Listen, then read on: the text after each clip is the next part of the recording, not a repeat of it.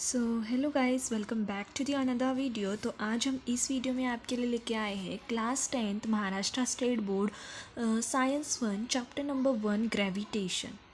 तो अगर आपको नहीं पता है तो इस चैनल पे हम क्लास 10th और क्लास 12th के सिलेबस कवर करते हैं। तो ये इस चैप्टर का ग्रेविटेशन चैप्टर का पार्ट 1 वीडियो है और आगे के पार्ट जल्द ही अपलोड होंगे।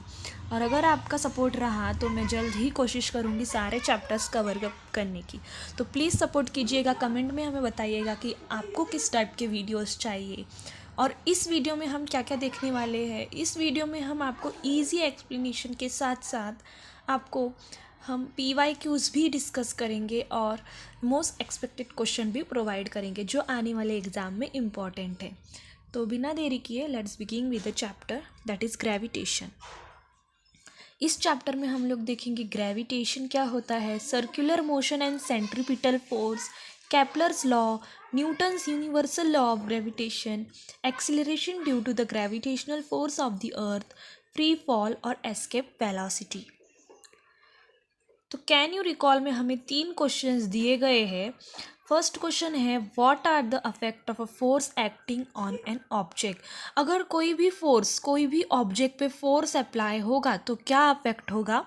तो या तो वो जो ऑब्जेक्ट है वो मूव करना स्टार्ट करेगी, या तो वो ऑलरेडी मूव कर रही होगी तो वो ऑब्जेक्ट स्टॉप हो जाएगी वहीं, या तो उसकी स्पीड, शेप और साइज चेंज हो सकते। तो ये सारे इफेक्ट इसमें देखे जा सकते हैं।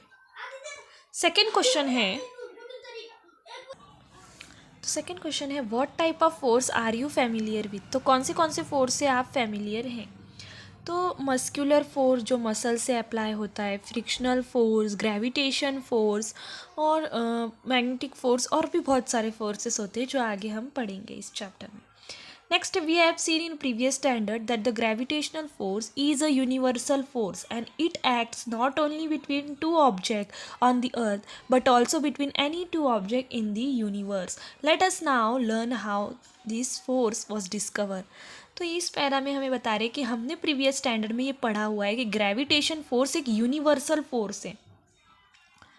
यूनिवर्सल फोर्स का मतलब ये है कि जो दो ऑब्जेक्ट प्रेजेंट है उनके बीच में जो एक्ट होने वाला फोर्स है उसे कहते हैं हम ग्रेविटेशन फोर्स यानी कि दो ऑब्जेक्ट के बीच में वो फोर्स अप्लाई हो रहा है।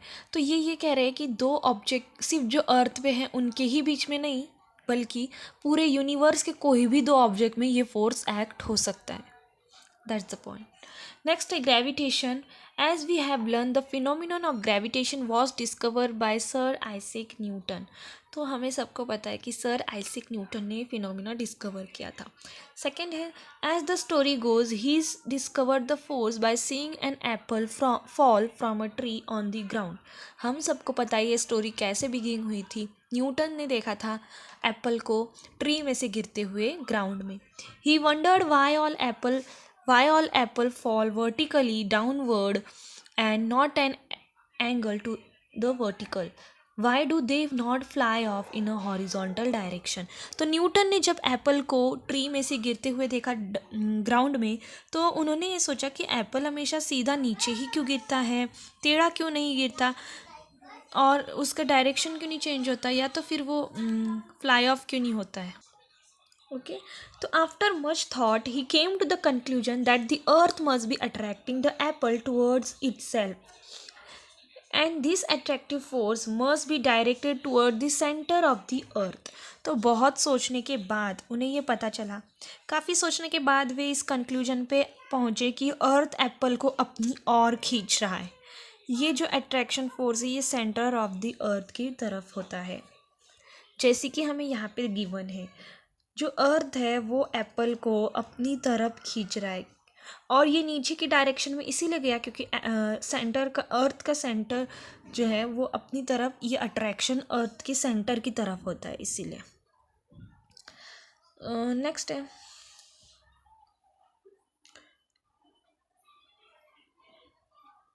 the direction from the apple on the tree to the center of the earth is the vertical direction at the position of the apple and thus the apple fall vertically downward. तो इसीलिए vertically downward direction में fall होता है। Okay, next step, figure 1.1. On the left, shown an apple tree on the earth. The force of an apple on the tree is toward the center of the earth, that is along the perpendicular from the position of the apple to the surface of the earth. Apple पर लगने वाला जो force है वो अर्थ से perpendicular है. जो भी एप्पल पे फोर्स अप्लाई हो रहा है वो अर्थ से परपेंडिकुलर है. ओके, इस पॉइंट में ये हमें बताया गया है. The figure also shows the gravitation force between the earth and the moon. तो इस फिगर में हमें gravitation force between the earth और मून भी दिख रहा है. जो ग्रेविटेशन फोर्स है, हमने ये पढ़ा कि जो ग्रेविटेशन फोर्स है वो कोई भी दो ऑब्जेक्ट में, पूरे यूनिवर्स के दो ऑब्जेक्ट के बीच में हो सकता है. तो ये मून और अर्थ के बीच में भी है. Okay, this distance in this figure are not accordingly to scale. Newton thought that if the force of the gravitation act on apple on a tree at different height from the surface of the earth, can it also act on object at even greater height much farther away from the earth? Like for example the moon, can it act even further objects like the other planet and the sun? तो Newton ने ये सोचा कि जो अर्थ और Apple के बीच में जो एक ग्रेविटेशन फोर्स, एप्पल पर फोर्स लगा तो एप्पल नीचे गिरा, तो जो अर्थ और एप्पल के बीच में ये फोर्स है, तो क्या ये फोर्स, न्यूटन ने ये सोचा कि जो ग्रेविटेशन फोर्स है वो पास ही ऑब्जेक्ट पर लगता है, तो क्या अर्थ से बहुत दूर और ऊंचाई वाले ऑब्जेक्ट पे ये काम करेगा, फॉर एग्जांपल मून या अदर प्लैनेट्स या सन. तो यस, ये वर्क करेगा क्योंकि ये यूनिवर्स के हर दो ऑब्जेक्ट में वर्क करता है. ओके, तो होप सो इतना पैरा क्लियर होगा आपको. नेक्स्ट है हमारा पॉइंट फोर्स और मोशन. ये हमारा second point. We have seen that the force is necessary to change the speed as well as the direction of motion of an object. Force and motion मतलब ही यही होता है कि जो ऑब्जेक्ट पे अगर हम फोर्स लगाएंगे तो वो ऑब्जेक्ट मूव करेगी, वो मूव करेगी तो उसका स्पीड और डायरेक्शन चेंज होगा. तो यही इसका मतलब है. कैन रिकॉल में हमें क्वेश्चन है कि what are the Newton's law of motion. तो न्यूटन्स के 3 लॉ होते हैं. अगर आपने नहीं पढ़ा है, प्रीवियस स्टैंडर्ड में आपको पता होगा, और यहाँ पे भी आपको दिया गया है, यहाँ पे कैपलर्स लॉ दिए. ओके, तो ये भी हम सॉल्व करेंगे कैन यू रिकॉल्स के क्वेश्चंस. ओके, तो हम आगे बढ़ते. ये इंट्रोडक्शन है साइंटिस्ट का, जो साइंटिस्ट बॉर्न और उनकी डेथ कब हुई थी, कहाँ हुई थी, मतलब इंग्लैंड में उनका बॉर्न हुआ था. उनने कैपलर्स लॉ भी निकाला था, इनकी थ्योरी में से निकला हुआ था, मैथमेटिकल लॉज कैपलर के डिराइव के. तो ये सब इसमें है. हम आगे देखते हैं circular motion and centripetal force.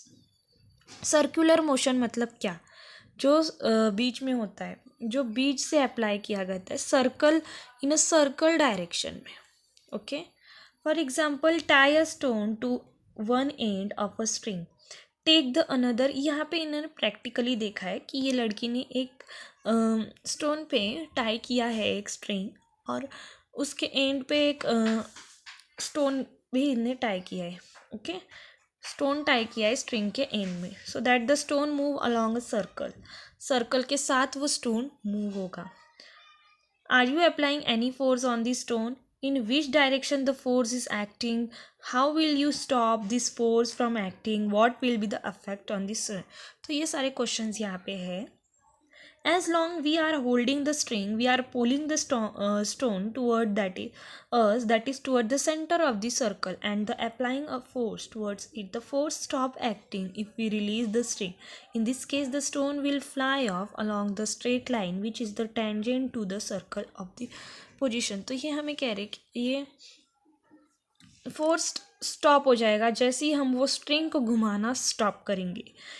इस केस में क्या हो सकता है कि जो पत्थर है, स्टोन है, वो फ्लाई ऑफ हो सकता है. Okay, in this case the stone will fly of along a straight line which is the tangent of the circle. ये जो स्टोन है ये फ्लाई ऑफ हो सकता है इन अ स्ट्रेट लाइन. तो ये जो कि क्या है, इसका सर्कल का टेंजेंट है. Position of the, when the string is released, because that is the direction of its velocity at this instant of time, You may recall that we have performed a similar activity previously in which a 5 rupee coin kept at a rotating circular तो ये आपको 9th standard में भी ये एक आपको example रहेगा if you know that, तो उसके बारे में बताया गया। यहाँ पे क्या इम्पोर्टेंट है कि इसे ही हम सेंट्रीपिटल फोर्स भी कहते हैं। This is called centripetal force. Centripetal means center seeking, that is the object tries to go toward the center of the circle because of its force। ये जो हम गोल गोल घुमाने की कोशिश करते हैं तो ये जो फोर्स के वजह से जो ऑब्जेक्ट है हमने फॉर एग्जांपल स्टोन, तो वो सेंटर की तरफ आने की कोशिश करती है क्योंकि ये फोर्स ही हमने सर्कल डायरेक्शन पे लगाया हुआ है, तो इसका ही मतलब होता है centripetal force. You know that the moon, which is the natural satellite of the earth, goes round it in a definite orbit.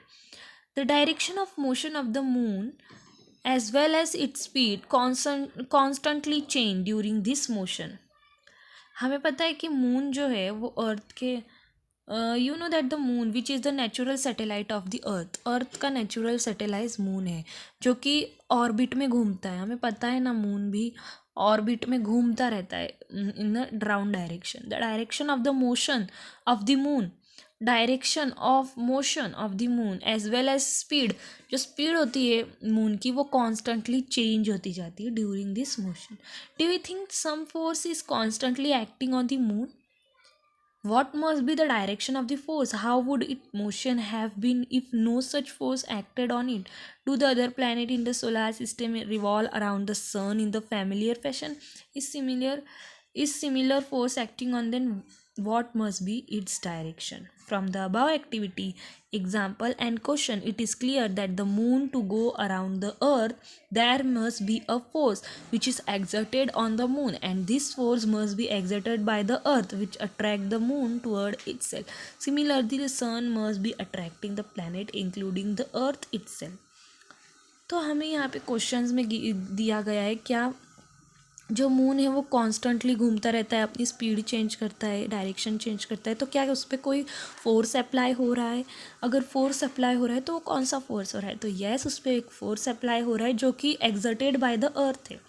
Okay, by the earth which attract the moon. जो मून को, ये moon है और ये अर्थ है, तो वो earth moon को अपनी तरफ खींचती है, अट्रैक्ट करती है। Similarly the sun must be attracting the planet. इसी तरह सन भी प्लैनेट्स, अदर प्लैनेट्स को भी अपनी तरफ अट्रैक्ट करता है इंक्लूडिंग अर्थ टुवर्ड्स इटसेल्फ। सेंट्रीपिटल फोर्स का मतलब ही ये कि जो भी object in a circle direction में घूमती है वो ऑब्जेक्ट को अगर हम सर्कल डायरेक्शन में घुमा रहे तो वो ऑब्जेक्ट सेंटर के, सर्कल के सेंटर में आने की कोशिश करती है because of this force. Okay, तो होप सो आपको इतना पॉइंट क्लियर होगा। जो केपलर्स लॉ है वो हम नेक्स्ट वीडियो में कवर अप करेंगे। देखते हैं कुछ क्वेश्चंस, जितने टॉपिक हमने अभी देखे हैं उसके ऊपर, उसके बेस्ड पे जो जो क्वेश्चंस PYQs है वो हम देख। तो ये रहे कुछ क्वेश्चंस जो कि अभी तक हमने जितना भी पार्ट कवर किया है, जितने भी टॉपिक्स अभी हमने कवर किए हैं, आपको एक्सप्लेन किया है, उसके ऊपर डिपेंडेंट ये क्वेश्चन PYQs में से हमने लिए हैं ज़्यादातर, और इसके आंसर्स बोर्ड एक्सपेक्टेड और बोर्ड पॉइंट ऑफ व्यू से ही हमने राइट डाउन किया है। तो देखते हैं, चलिए क्वेश्चंस क्या क्या है। फर्स्ट क्वेश्चन इसमें है, state the SI and CGS unit of universal gravitational constant G। Universal gravitational constant को हम कैपिटल G से रिप्रेजेंट करते हैं और इसका SI यूनिट है newton into metre square into KG inverse 2। और इसका CGS यूनिट मैंने यहाँ पे मेंशन नहीं किया है, मैं अभी बताती हूँ, वो है डाइन, DYNE। डाइन में हम इसे कैलकुलेट करते हैं dyne into centimetre square into gram inverse 2। Okay, लिख लीजिएगा। सेकेंड है, what force keep a satellite in orbit around the earth. हमें पता है अर्थ के अराउंड में ऑर्बिट घूमता रहता है, तो उसमें कौन सा फोर्स एग्जर्ट होता है, तो वो है gravitational force of the earth on the satellite. Third question है, what is the value of acceleration due to gravity at earth centres. Acceleration due to gravity को हम रिप्रेजेंट करते हैं स्मॉल जी से। तो अर्थ के सेंटर पे कितना एक्सेलरेशन लगता है उसका वैल्यू है 0, क्योंकि वहाँ पे कोई भी एक्सेलरेशन नहीं लगता। फोर्थ क्वेश्चन है, name the force that make earth revolve around the sun. Earth revolve होता है अराउंड द सन, तो वो होता है gravitational force exerted by the sun on earth. Fifth question है, write the formula for centripetal force that is uniform circular motion. Centripetal force कभी कभी question में आपको ऐसा आ सकता है, यूनिफॉर्म सर्कुलर मोशन, और ये फॉर्मूला न्यूमेरिकल्स सॉल्व करने में आपको हेल्पफुल रहेंगे। बहुत सारे न्यूमेरिकल्स इसके बेसिस पे पूछे जाते हैं। तो फॉर्मूला है F=mv² डिवाइडेड बाय आर, यानी कि mass into velocity square divided by r. Next है, write the formula for escape velocity from earth. उसका फॉर्मूला है √2gm divided by r. 2 gravitational constant g, m mass divided by r is a centre. Centre को हम r से represent करते हैं। Next question है, state Newton's universal law of gravitation. तो Newton's का यूनिवर्सल लॉ ऑफ ग्रेविटेशन क्या कहता है? Every object in the universe attract every other object with a force which is directly proportional to the product of their masses and inversely proportional to the square of their centre.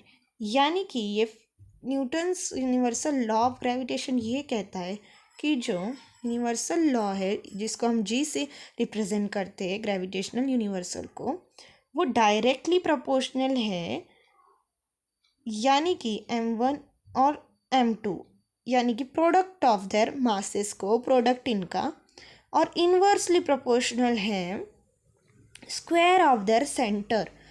Square of their centre, centre को हम are से represent करते, तो इस तरह से यहाँ पे वही फॉर्मूला हमने बताया आपको। Right formula for gravitational force that is F=g into m1 into m2 divided by r square, where F= gravitational force, g= universal gravitational constant, m1 and m2 masses of the object, r is the distance between their centers। तो ये कुछ questions थे, इसके ऊपर numericals भी है इस topic में। अगर आपको वो भी न्यूमेरिकल सॉल्व करने भी चाहिए होंगे तो प्लीज़ लेट मी नो, मैं आपको न्यूमेरिकल सॉल्व करके भी दूंगी। और आगे के पार्ट, आगे का एक्सप्लेनेशन और क्वेश्चन वीडियोस जल्द ही आएगा। अगर आपका सपोर्ट बना रहा है तो सो कीप सपोर्टिंग। कमेंट में मुझे बताइएगा कि आपको वीडियो अच्छी लगी या नहीं। अगर आपका सपोर्ट रहा तो जल्द ही आगे के पार्ट्स भी आएंगे। Keep supporting. Thank you. मिलते हैं अगले वीडियो में।